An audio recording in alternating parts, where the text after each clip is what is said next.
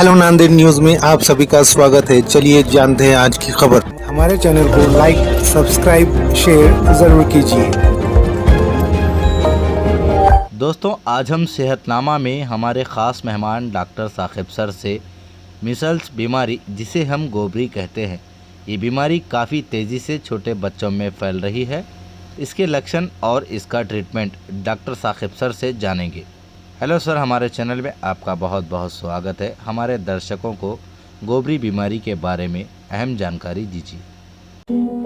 जी, मैं पहले तो आपका बहुत बहुत शुक्रिया अदा करना चाहूँगा कि आपने मुझे स्टूडियो में बुलाया और इस बात का मौका दिया कि आपके ज़रिए तमाम लोगों तक मीज़ल्स यानी कि गोबरी के बारे में कुछ बातें बताऊँ।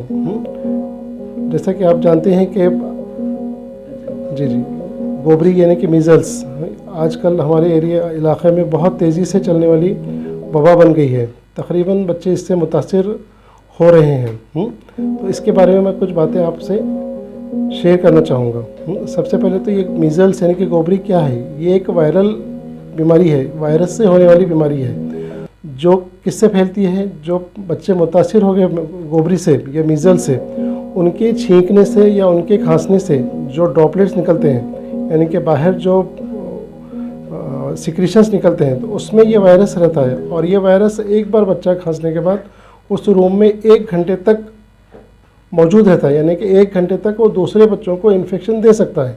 तो इसकी वजह से ये वायरस में सबसे ज़्यादा तेज़ी से फैलने वाली बीमारी इसी को कहते हैं, गोबरी को। दूसरे वायरस बीमारियों के कंपेयर में ये बहुत ज़्यादा तेज़ी से फैलती है, क्योंकि एक बार ये रूम में अगर कोई बच्चा खांसता है जो गोबरी से मुतासिर है, तो 1 घंटे तक वो रूम में दूसरे बच्चों को इन्फेक्शन के चांसेस रहते हैं। तो इसके अलामत क्या रहते हैं? इसके अलामत ऐसे होते हैं कि गोबरी का इन्फेक्शन होने के बाद में जब कोई बच्चा किसी मुतासरा बच्चे के कांटेक्ट में आता है, तो उसके एक 5 से 10 दिन के बाद में फिर ये बच्चे में अलामत आने शुरू होते हैं। सबसे पहले क्या होता है कि बहुत ज़्यादा तेज़ बुखार आता है। बुखार की शिद्दत बहुत ज़्यादा रहती है, 103, 104, इतना ज़्यादा तेज़ी से बुखार ये अचानक आ जाता है। तो इतना तेज़ी से बुखार आने की वजह से कुछ कुछ बच्चों को फिट्स यानी कि झटके आने शुरू हो जाते हैं। क्योंकि हमारे पास बहुत सारे बच्चे तेज़ बुखार और झटके लेके आते हैं, बाद में फिर चौथे 5वें दिन उनको गोबरी की अलामत शुरू होना था। यानी कि बताने का मकसद है कि इसमें बहुत ज़्यादा तेज़ बुखार आता है, किसी को फिट्स आते हैं, किसी को ठंड बच के आती है। और ये गोबरी का, ये मीज़ल्स का बुखार दवाओं के बाद में जल्दी उतरता नहीं है। मतलब बच्चों का टेम्परेचर 100 के आसपास दवा पिलाने के बाद में भी रहता ही रहता है। और दूसरी अलामत ये रहती है कि बच्चा छींकता है और सूखी खांसी, बहुत तेज़ सूखी खांसी आती है। आँखों में लालपन आ जाता है, आँखें में बेचैनी होती है, जिसको इरिटेशन बोलते हैं, आँखें लाल हो जाती हैं। और जनरल बॉडी में बच्चे के दर्द रहता है, मलेज जिसको बोलते हैं। उसके बाद में फिर ये 3 से 4 दिन ये सब चलते रहता है। चौथे 5वें दिन बच्चे को फिर सबसे पहले तारक के ऊपर बच्चे के लालपन आता है, जिसको कोपलिक स्पॉट बोलते हैं। फिर 5वें दिन बाहर आना, जो बारीक उसके जो रैश रहते हैं, लाल रैश, तो ये बाहर सबसे पहले चेहरे के आसपास नमूदार होते हैं। फिर धीरे धीरे ये पूरे बॉडी के ऊपर, ये पूरे जिस्म के ऊपर बच्चे के फैलने लगते हैं। उस टाइम में बच्चा थोड़ा सा सुस्त हो जाता है, उसका खाना पीना कम हो जाता है, बॉडी में ईचिंग शुरू हो जाती है और मतली उल्टी के आसार शुरू हो जाते हैं। तो ये उसके अलामत होते हैं। तो अब इसका ये हो गया रैश आना। रैश के बाद में फिर चौथे मतलब 3-4 दिन ये रैश का पीरियड चलता है। फिर 7वें 8वें दिन से फिर बीमारी की शिद्दत कम होना शुरू होती है। फिर धीरे धीरे बुखार कम होता है, खांसी कम होती है, बॉडी के रैश भी धीरे धीरे कम होते हैं। फिर बच्चा थोड़ा बहुत खाना शुरू करेगा। फिर धीरे धीरे फिर 9वें 10वें दिन उसका रिकवरी पीरियड शुरू हो जाता है। तो ज़्यादातर बच्चों में रिकवरी अपने आप हो जाती है, मतलब कॉम्प्लिकेशंस के चांसेस नहीं होते हैं। मगर कुछ बच्चों में कॉम्प्लिकेशंस के चांसेस रहते हैं।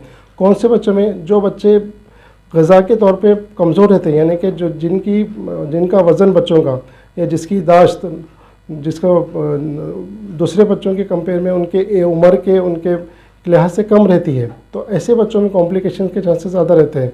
या जो बच्चे और किसी बीमारियों से मुतासिर है, जो स्टेरॉइड के गोलियों पे जिनकी ज़रूरत रहती है, जैसे नेफ्रोटिक सिंड्रोम के बच्चे या हार्ट डिजीज़ के बच्चे या बहुत ज़्यादा छोटे बच्चे, यानी 1 साल से नीचे वाले बच्चे या ज़्यादा उम्र के बच्चे, इनमें कॉम्प्लिकेशंस के चांसेस रहते हैं। तो कॉम्प्लिकेशंस इसमें क्या हो सकते हैं? तेज़ बुखार की वजह से दिमाग में बुखार जाना, बच्चे का बेहोशी में चल जाना, कोमा में चल जाना, या निमोनिया का हो जाना। गोबरी मीजल्स क्या करता है कि अपने बॉडी के डिफेंस यानी कि इम्यून सिस्टम को कम कर देता है। उस टाइम में क्या होता है कि सेकेंडरी जो बैक्टीरियल इन्फेक्शन रहते हैं जैसे निमोनिया हो गया, डायरिया हो गया, ये बच्चों में होने के चांसेस ज़्यादा बढ़ जाते हैं। तो ये जो सेकेंडरी इन्फेक्शन रहता है ये बच्चों को थोड़ा ज़्यादा बीमार करने के चांसेस रहते हैं। और क्या कॉम्प्लिकेशंस हो सकते हैं, दिमाग में बुखार जाने की वजह से कभी कभी बहुत रेयर बाद में बच्चों को मेनिंजाइटिस का भी हो सकते हैं, इनकेफ्लाइटिस हो सकता है, स्क्लेरोसिंग इनकेफ्लाइटिस होता है जिसमें कि बच्चे के नसों में कमज़ोरी आके बच्चा धीरे धीरे जो बच्चा चलने लगता है वो बच्चा चलना भूल जाता है। जो बच्चा यानी कि उनके जो माइलस्टोन्स रहते हैं, जो ग्रोथ रहती है वो धीरे धीरे रिवर्स आ जाती है। ये भी उनके कॉम्प्लिकेशंस के चांसेस रहते हैं। सर ये जो पुराना कदीम ज़माने की सोच के लोग जो है तो कहते हैं कि 7 दिन तक उसका बुखार तेज़ रहता है, उसको दवाखाने में ज़्यादा बताने की ज़रूरत नहीं रहती है, उन लोगों से क्या कहना चाहिए? नहीं, वही मैं बताना चाह रहा हूँ कि आपके ज़रिए कि ऐसे हमको इसमें नहीं रहना है, क्योंकि तेज़ बुखार की वजह से बच्चों को फिट्स आने का रहता है। ज़्यादा देर तेज़ बुखार है तो बच्चे को डिहाइड्रेशन हो के जिसमें पानी की कमी हो जाती है, सोडियम पोटेशियम जो इलेक्ट्रोलाइट्स होते हैं वो कम हो जाते हैं। तो इस सूरत में बच्चों के ब्लड प्रेशर कम होने का और तबीयत में सीरियसपन आने का डर रहता है। अगर आपको ऐसा, तो आप बच्चों को जो भी आपके जो करीबी डॉक्टर्स हैं उनको कांटेक्ट करके, इसका कोई स्पेसिफिक ट्रीटमेंट नहीं रहता है, मगर आपको बुखार की दवा पिलाते रहना है, बार बार सर्दी के खांसी की दवाई पिलाना है बच्चे को, विटामिन ए का इस्तेमाल करना है। विटामिन ए की वजह से बहुत सारी कॉम्प्लिकेशंस अपन, जैसे अंधापन हो गया और अंदर जो एपिथेलियम का जो अपना ग्रोथ रहता है उसको अपन जल्दी से बच्चे को रिकवरी में मदद मिलती है। तो विटामिन का इसमें अच्छा खासा रोल है मीज़ल्स के और गोबरी के ट्रीटमेंट में या रिकवरी में। तो आप डॉक्टर से कंसल्ट करके बच्चे के वज़न के हिसाब से या बच्चे की उम्र के हिसाब से उनको दवाएं लीजिए, उनसे प्रिस्क्राइब कराइए और बच्चे को बुखार की दवाएं, ज़ुकाम के, खांसी की दवाएं पिलाइए। बॉडी पे ईच रहता है उसके लिए बच्चे को लोशन लगाइए। अगर आपको ऐसा लग रहा है कि बच्चा बिल्कुल आपका नहीं कुछ खा पी रहा है, डिहाइड्रेशन है, उसको बहुत ज़्यादा वीक हो गया है, तो आप जाके डॉक्टर से कंसल्ट करके और आगे का ट्रीटमेंट उनसे ये ले सकते हैं। अगर कुछ कॉम्प्लिकेशंस लग रहे हैं तो आपका डॉक्टर उसके लिए आपके टेस्ट कराएगा, फिर वो हिसाब से फिर आपको आगे का माहिर जो भी बच्चों के माहिर है वो आपको बच्चे का इलाज कराएंगे। बच्चे को अपने को घर पर रखकर गैर ज़रूरी तौर पर उसको ज़्यादा कमज़ोर नहीं करना है। सर इस बीमारी से बचने के लिए क्या एहतियात करनी ज़रूरी है? सर देखिए सर, ये बीमारी से बचाव का सबसे मौसर तरीक़ा है वैक्सीनेशन, यानी कि टीका लगाना बहुत ज़रूरी है। हम गवर्नमेंट ऑफ इंडिया की तरफ से सब बच्चों को मुफ्त में गोबरी का या मीज़ल्स का टीका लगाया जाता है। ये हम सारे जो हेल्थ सेंटर्स हैं गवर्नमेंट के, वहाँ पर 9वें महीने में 9 मंथ्स में इसका फ्री टीका होता है। हम अपने करीबी सेंटर्स पे जाके सही वक्त में अपने बच्चों को टीका लगाना चाहिए। 9वें महीने में इसका टीका रहता है, फिर 6 महीने के बाद में फिर इसका बूस्टर देते हैं और चौथे और 5वें साल में एक और बार बूस्टर देते हैं। अगर हम ये 3 बूस्टर बच्चे को लगाते हैं तो इंशाल्लाह उसको गोबरी का या मीज़ल्स का होने का डर बहुत कम हो जाता है।